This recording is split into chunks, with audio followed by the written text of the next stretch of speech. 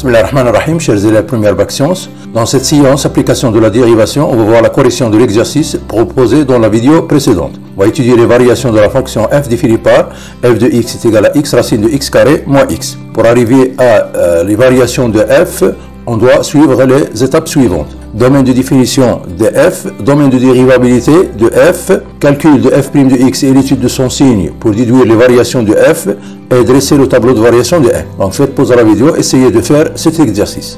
Donc on va commencer par le domaine de définition de f. Ce qui est à l'intérieur de la racine doit être positif. Donc x appartenant à df, si seulement si le x carré moins x est supérieur ou égal à 0. Donc c'est un trinôme.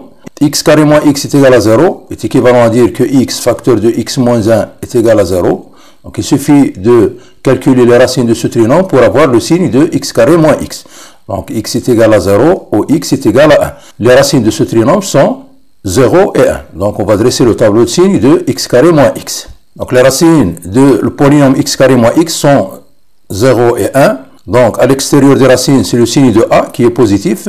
À l'intérieur des racines, c'est le contraire, c'est le signe de moins a, c'est-à-dire négatif. D'où, donc, df, c'est la réunion des deux intervalles, moins l'infini 0, union 1 plus l'infini. Donc, on va passer maintenant au domaine de dérivabilité de f. F est le produit des fonctions, donc x a pour image x, qui est dérivable sur R, et la fonction x pour image racine de x carré moins x. Le domaine de dérivabilité de cette fonction, c'est que x carré moins x, c'est un polynôme, il doit être strictement positif, d'après la propriété. Donc d'après la propriété qui dit, si f est une fonction strictement positive et dérivable sur un intervalle i, alors la fonction g qui a x a pour image racine de f de x, il est dérivable sur i, et on a g' de x est égal à f' de x sur 2 racine de f de x. Donc on va utiliser cette propriété. Donc on a, d'après le tableau de signes de x carré moins x, le x carré moins x il est strictement positif sur les deux intervalles moins l'infini 0 ouvert et l'intervalle ouvert 1 plus l'infini. Donc cette fonction x a pour image racine de x carré moins x, elle est dérivable sur les deux intervalles, intervalle ouvert moins l'infini 0 et l'intervalle ouvert 1 plus l'infini. Donc la première fonction est dérivable sur R, la deuxième fonction est dérivable sur les deux intervalles moins l'infini 0 et 1 plus l'infini. Donc les deux fonctions sont dérivables sur les deux intervalles moins l'infini 0 ouvert et l'intervalle 1 plus l'infini. Donc f est dérivable sur les deux intervalles. Donc f il est dérivable sur les deux intervalles, donc moins l'infini 0 ouvert et l'intervalle ouvert 1 plus l'infini. Donc on a f, il est défini à gauche en 0 et à droite en 1. Donc il faut étudier la dérivabilité de f à gauche en 0. Pour cela, il faut calculer la limite de f de x moins f de 0 sur x moins 0 lorsque x tend vers 0 à gauche. Donc est égal à la limite, donc on va remplacer f de x c'est x racine de x carré moins x, f de 0 c'est 0, donc sur x lorsque x tend vers 0 à gauche. Donc on va simplifier par x, donc c'est égal à la limite de racine de x carré moins x lorsque x tend vers 0 à gauche. En remplaçant x par 0, on trouve c'est 0. Puisque cette limite c'est un réel, donc f il est dérivable à gauche en 0 et le nombre dérivé à gauche en 0 de f c'est 0. Donc f est dérivable à gauche en 0, f' à gauche, c'est-à-dire le nombre dérivé de f à gauche en 0 est égal à 0. Passons maintenant à la dérivabilité à droite en 1. Donc de même, on va calculer la limite de f de x moins f de 1 sur x moins 1, lorsque x tend vers 1 à droite, c'est à 1 plus. Donc on a est égal à la limite de f de x, c'est x racine de x carré moins x, f de 1 c'est 0, sur x moins 1, lorsque x tend vers 1 à droite. Donc est égal à la limite de x, racine de x carré moins 1, c'est x facteur de x moins 1 sur x moins 1 lorsque x tend vers 1 à droite. Lorsque x tend vers 1 à droite, x il est positif, le x moins 1 il est positif. Donc on peut séparer, donc racine de AB est égale à racine de A, racine de B, puisque x il est positif et x moins 1 il est positif. Donc est égal à la limite de x, racine de x, racine de x moins 1. Le x moins 1, on peut l'écrire sous forme de racine de x moins 1, le tout au carré, lorsque x tend vers 1 à droite. Donc on va simplifier par racine de x moins 1, on trouve, donc c'est la limite de x racine de x sur racine de x moins 1 lorsque x tend vers 1 à droite. On va remplacer x par 1, on trouve au numérateur on trouve 1, au dénominateur on trouve 0 à valeur positive. Dans les opérations sur les limites, 1 sur 0 plus, on donne une limite est égale à plus l'infini. Donc pourquoi? Puisque on a d'une part la limite de x, racine de x lorsque x tend vers 1 à droite est égal à 1, et la limite de racine de x moins 1 lorsque x tend vers 1 à droite est égal à 0 à valeur positive. Donc 1 sur 0 plus, on donne une limite est égale à plus l'infini.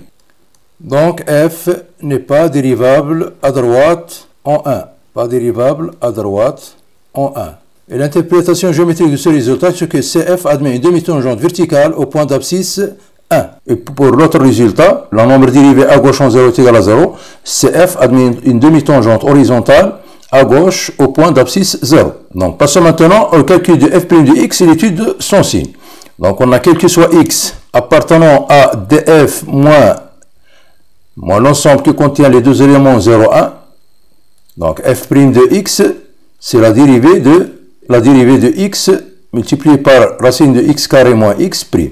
Donc, on a ici le produit de deux fonctions, x et racine de x carré moins x, d'après la propriété. Donc, la dérivée de produit uv, c'est u'v plus uv'. Donc, on va utiliser cette règle. Donc, f' de x donc, est égal à la dérivée de x multiplié par racine de x carré moins x plus x multiplié par la dérivée de racine de x carré moins x. La dérivée de x c'est 1, donc est égal à racine de x carré moins x plus x, la dérivée de racine de x carré moins x. On va utiliser la règle, la dérivée de racine de u, c'est u' sur 2 racine de u. Donc on va utiliser cette règle. Donc u c'est x carré moins x. Donc la dérivée de racine de x carré moins x, c'est la dérivée de x carré moins x sur 2 racine de x carré moins x. Donc on va calculer, donc toujours c'est racine de x carré moins x plus x facteur. La dérivée de x carré moins x c'est 2x moins 1. Donc c'est 2x moins 1 sur 2 racine de x carré moins x. On va mettre en même dénominateur. Même dénominateur, c'est 2 racine de x carré moins x. On va multiplier ici par 2 racines x carré moins x. On obtient 2 facteurs de x carré moins x. Et plus x facteur de 2x moins 1. On va essayer de développer au numérateur. Donc on trouve, au dénominateur, on a 2 racines de x carré moins x. Au numérateur, on a 2x carré moins 2x plus 2x carré moins x. Donc finalement, f' de x est égal. Donc 2x carré plus 2x carré, c'est 4x carré. Moins 2x moins x, c'est 3x sur 2 racine de x carré moins x. Donc le signe de f' est le signe de numérateur, puisque le dénominateur il est positif, il est toujours positif. Et le signe de 4x carré moins 3x. C'est un trinôme, donc il suffit de trouver ses racines. Donc pour trouver ses racines, ce n'est pas la peine d'utiliser le discriminant delta, il suffit de factoriser par x. Donc on va essayer de trouver les racines de 4x carré moins 3x pour étudier le signe, ou bien pour déduire le signe de ce trinôme. 4x carré moins 3x est égal à 0, est équivalent à dire, on va factoriser par x, donc x facteur de 4x moins 3 est égal à 0, est équivalent à dire que x est égal à 0, ou 4x moins 3 est égal à 0. Donc les deux racines sont x est égal à 0 ou x est égal à 3 quarts. Donc les deux racines de ce trinôme sont 0 et 3 quarts. Donc le tableau de signes. Donc les deux racines de ce trinôme, 4x carré moins 3x sont, donc on a 0, 3 quarts. En dehors des racines, c'est le signe de a qui est 4, c'est positif. À l'intérieur des racines, c'est le signe de moins a, c'est-à-dire moins. Quel est le signe de f' sur les deux intervalles moins l'infini 0 et 1 plus l'infini? Donc sur l'intervalle moins l'infini 0, il est positif. Sur l'intervalle 1 plus l'infini, on a 3 quarts, il est inférieur à 1. Donc 1 est situé après 3 quarts. Donc, le 4x carré moins 3x, il est positif sur l'intervalle 1 plus l'infini. Donc, le signe de f', il est positif. Donc f', il est positif sur les deux intervalles, moins l'infini 0 et 1 plus l'infini. Ça veut dire que f, il est strictement croissante sur les deux intervalles. Donc, f est strictement croissante sur les deux intervalles, moins l'infini 0 et 1 plus l'infini. Passons maintenant au tableau de variation de f.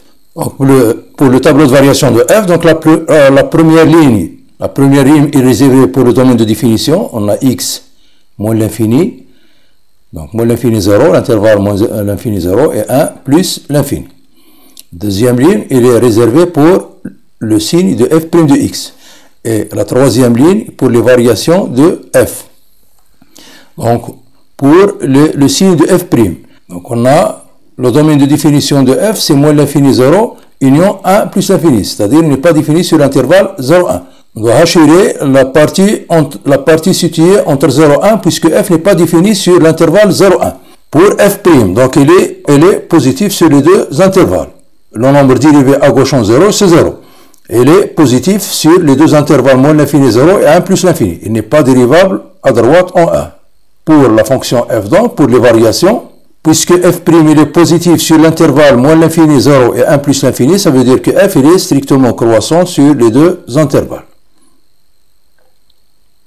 Donc pour compléter ce tableau de variation, donc l'image de 0 c'est 0, l'image de 1 c'est 0.